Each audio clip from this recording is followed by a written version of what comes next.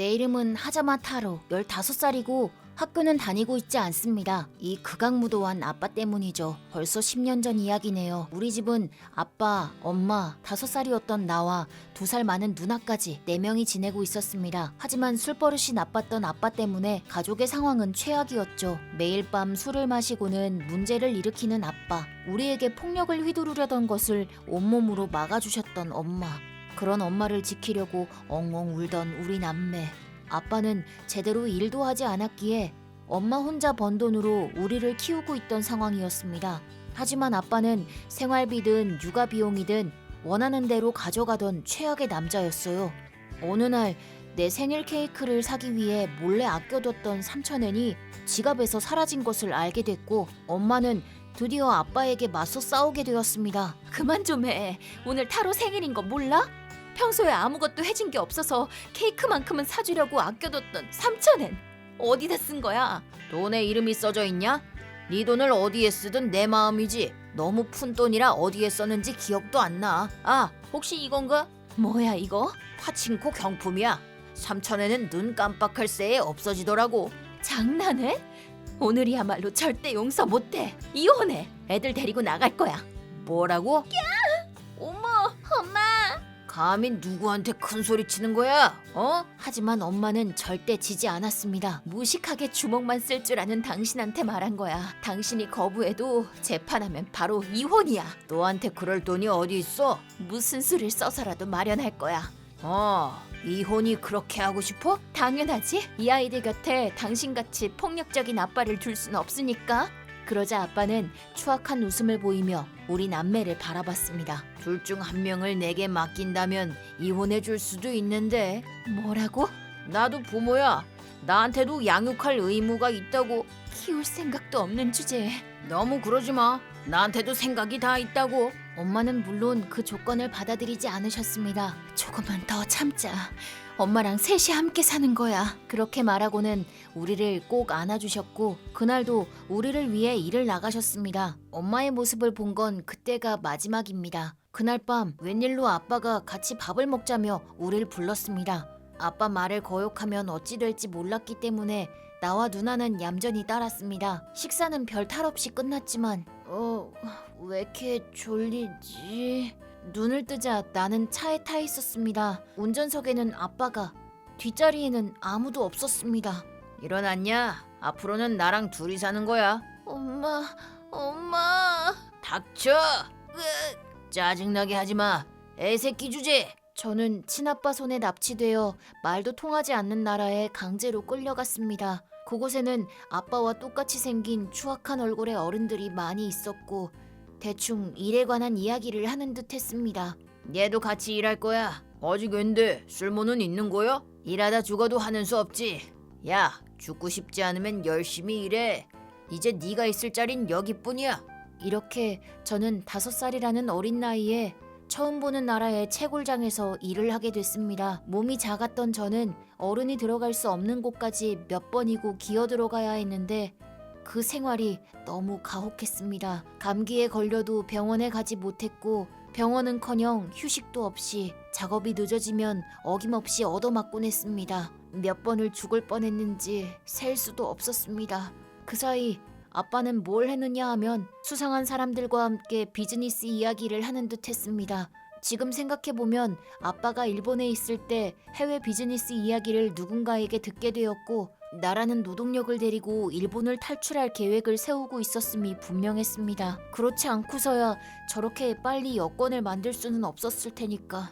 이런 생활이 8년 정도 이어졌지만 저는 아직 살아있었습니다. 아빠의 비즈니스는 궤도에 오른 것 같았고, 아빠는 사장이라는 직함을 달고는 우쭐대고 있었습니다. 그때부터 저는 채굴장이 아닌 아빠의 일을 돕기 시작했습니다. 그게 저를 위한 거였냐고요? 그럴 리가요. 내가 일하면 본인은 편하게 놀고 먹을 수 있었으니 딱 그뿐이었습니다. 채굴장에 두는 것보다 그 편이 더 가치 있다고 판단한 거겠죠. 난 글자를 못 읽는데. 그건 네가 알아서 해야지. 육체 노동 덕분에 체력에는 자신이 있었지만 공부 쪽은 문외한이었기에 여기로 온 나는 또 새로운 벽에 부딪히고 말았습니다. 물론 실수를 하는 날엔 아빠에게 얻어맞기도 했고, 그 실수가 곧 죽음과 직결되는 세계였기 때문에 저는 한시도 긴장을 늦출 수 없었습니다. 그렇게 2년이란 시간이 흐르고 대부분의 일은 제가 맡아서 했고 아빠는 그 돈으로 놀고 먹는 생활을 했습니다. 그러던 어느 날 어느 정도 기반도 다져졌으니 슬슬 일본으로 돌아가자. 맛대가리 없는 이 나라 밥도 이젠 지긋지긋해. 다음날 바로 비행기에 탄 나는 10년 만에 내 나라 땅을 밟을 수 있었습니다. 거기서 본 풍경은 분명 어린 시절 기억하던 제 고향이긴 했지만 이렇게 평화로웠던가.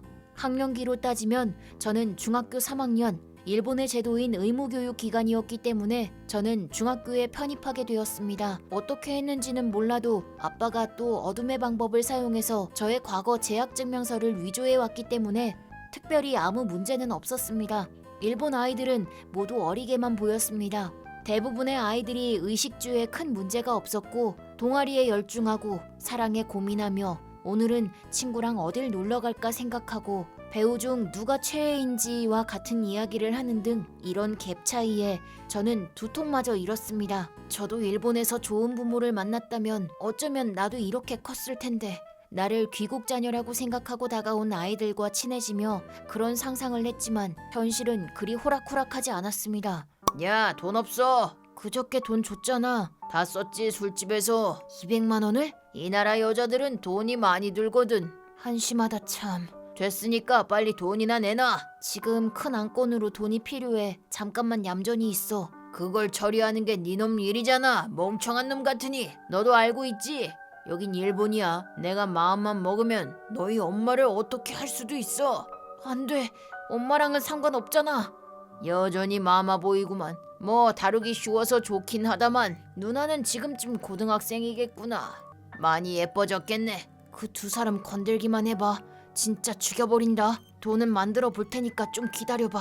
진짜 참 든든하구나. 아빠가 말하길 집을 나올 때 놓고 온 이혼 서류로 엄마와는 남남이 됐지만 아빠는 그 후에도 엄마를 항상 추적해왔다고 합니다. 내가 아빠 말을 거역했을 때 쓸 보험으로 말이죠. 그래서 저는 쓰레기가 하라는 대로 따를 수밖에. 그 대신 저는 엄마에게 돈을 보내는 조건을 내걸었습니다. 엄마의 계좌 정보를 알려주진 않았지만 매달 아빠가 엄마에게 계좌이체한 명세서를 보여줘서 확인하는 식이었죠.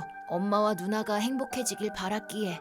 그러던 어느 날 저에게 기회가 찾아왔습니다. 친구가 알려준 SNS 어플을 받아서 무심코 피드물들을 보고 있는데 생리별한 아빠를 찾습니다. 알고 계시는 분은 연락주세요. 샵 사람을 찾습니다. 해시태그라는 거야. 사람을 찾고 있다는 표시 같은 거지.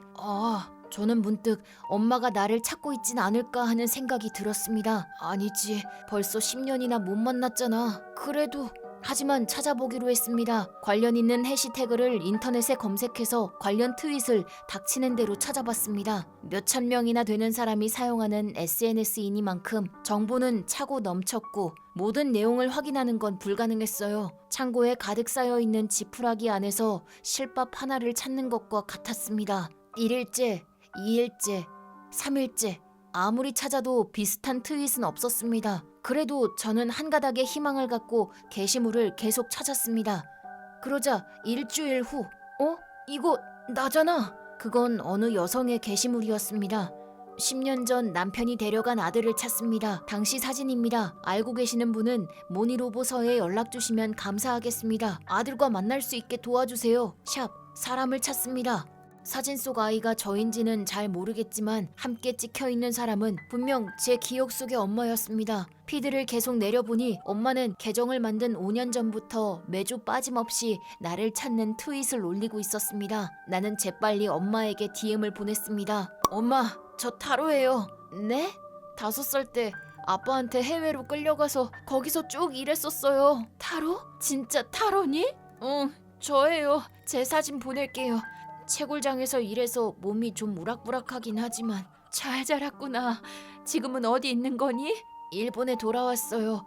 한번 만날 수 있을까요?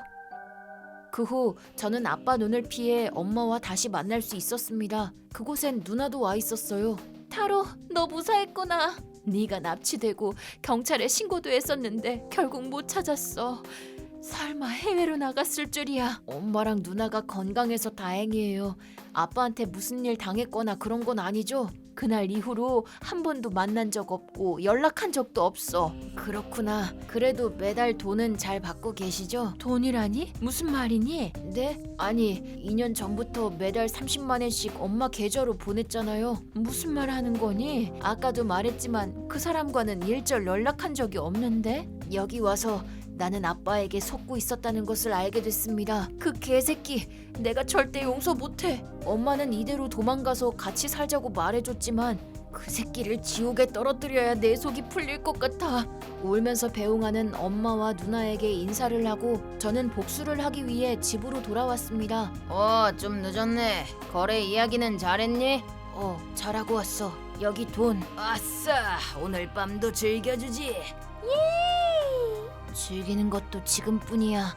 그 후 저는 고등학교를 졸업할 때까지 아빠 말도 잘 듣고 묵묵히 일하며 회사 규모를 넓혀갔습니다. 돈만 쥐어주면 군소리하지 않던 아빠는 언젠가부터 사업 내용엔 전혀 관심이 없었고 제게 모든 것을 일임하는 상황이 되었습니다. 저는 위험한 사업 내용은 서서히 끊었고 건전한 사업으로 시프트 체인지했습니다. 그 사이 아빠에게는 많은 금액의 간부급 월급을 주며 마음껏 놀고 먹게 했습니다. 발전도상국에서 굶주려 있던 아빠에게 일본은 파라다이스였습니다. 맛있는 고칼로리 음식에 가게에 가지 않아도 배달해주는 서비스, 게다가 돈만 있으면 예쁜 여자를 골라 놀 수도 있었죠.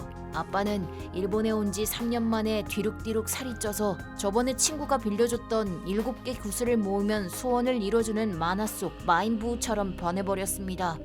다만 그 속은 악으로 가득 찬 사람이었죠. 나의 18살 생일날, 그날 저는 제 복수를 실행했습니다. 야, 타로, 이게 어떻게 된 일이야? 왜 내가 간부에서 해임된 거야? 간부 회의에서 만장일치된 사항이야. 쓸모없는 짐은 필요 없으니까. 내가 일으킨 사업이라고? 당신이 하고 있던 그 위험한 사업들은 이미 다 접었어. 뭐라고? 내 상의도 없이 그런 짓을 했다고? 나한테 일 맡기고 놀기만 한 놈이 누구였더라? 회사 사람들도 이미 옛날부터 누가 실권을 쥐고 있는지 다 알고 있었어. 내 배후에 누가 있는지 잊은 건 아니겠지? 이미 그놈들과도 얘기 다 끝내놨어. 돈만 많이 주면 누구라도 상관없나 보던데 누가 그 말에 속을 줄 알고? 연락은 안 하는 게 좋을 거야. 연락하는 순간 바로 당신을 죽이라고 의뢰해뒀으니까. 감히 그런 짓을. 네 엄마가 어떻게 돼도 상관없는 거야? 네 엄마 계좌를 알고 있는 건 나뿐이라고. 1엔도 보낸 적 없는 놈이 무슨 말하는 거야? 뭐? 포기해. 엄마한테서 이야기는 다 들은 상태니까. 만난 거야? 그냥 네가 진짜 쓰레기였다는 걸 알게 됐어. 지금은 내가 직접 보내주고 있고, 그리고 당신 말이야, 어차피 엄마가 어디 살고 있는지도 모르고 있었잖아? 뭐 설령 알고 있었다고 해도 내가 아무 짓도 못하게 했겠지만. 잠깐만, 타로, 키워준 은혜를 잊은 건 아니겠지? 네가 그렇게 클 수 있었던 게 누구 덕분이야? 내 덕인데? 내 덕이지. 5살 어린애를 채굴장에 버리는 아빠 이야긴 들어본 적도 없는데, 하지만 그 덕분에 네가 크게 될 수 있었던 거잖아. 날 크게 성장시켜줬던 건 어렸을 때 받은 엄마의 사랑과 당신을 향한 원망이었어. 그런 의미로는 감사해. 이번엔 내가 당신을 밀어 쓰러뜨릴 차례야. 사랑하는 아빠에게 효도 관광을 시켜드릴 차례군. 잠깐만, 너 진심이야? 당신이 사는 그 집도 팔아버렸으니까 이제 알아서 잘 살아봐. 친아빠를 버릴 셈이야? 스스로 잘 해결해봐. 그럼 이만. 야, 잠깐만, 타로. 야! 아빠와의 모든 연락수단을 다 끊고 나서 저의 복수를 끝마쳤습니다. 그 후 저는 회사를 팔았고 그 돈 일부를 엄마와 누나에게 보냈습니다. 엄마는 같이 살자고 했지만 무서운 세계와 연이 있는 나와 함께 살다가는 위험에 빠질 가능성도 있었기 때문에 그건 거절했습니다.